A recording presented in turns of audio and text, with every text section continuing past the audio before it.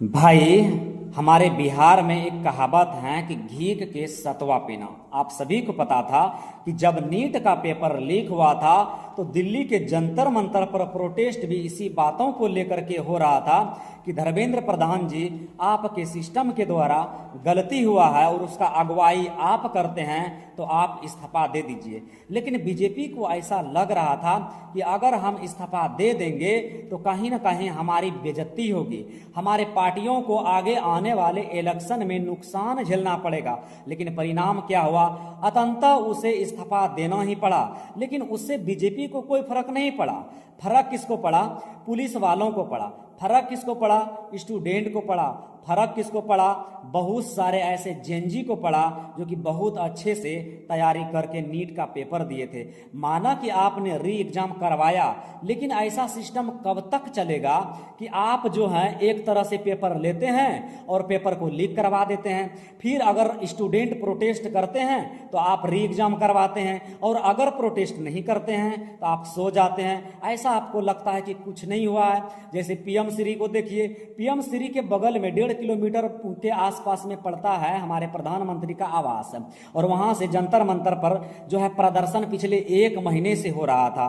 एकदम पीसफुल हो रहा था प्रदर्शन, लेकिन सरकार को लगा ना कि ये पीसफुल एकदम प्रदर्शन है, कोई दिक्कत नहीं है, प्रोटेस्ट से क्या ही बिगड़ जाएगा, ऐसा होते रहता है।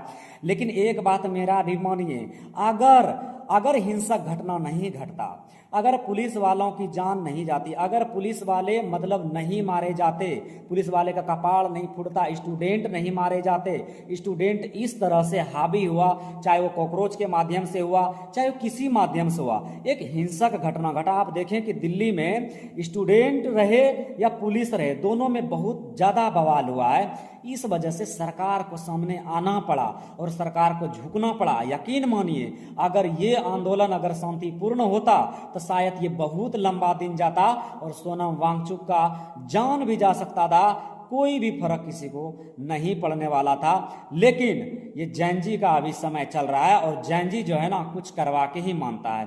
तो ऐसे में सरकार को ये सोचना होगा कि गलतियां अगर हमसे होती हैं तो जल्दी से जल्द संज्ञान ले लेना चाहिए, नहीं तो आपको पता है कि परिणाम क्या होगा। सभी पार्टियां अच्छे हैं, खराब है, लेकिन खराब चीज़ों को ध्यान में रखते हुए आपको सिस्टम में बदलाव करना पड़ेगा।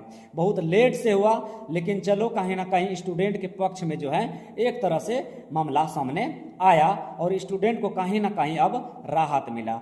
मिलेंगे हम अगले वीडियो में, तब तक के लिए जय हिंद, नमस्कार, धन्यवाद।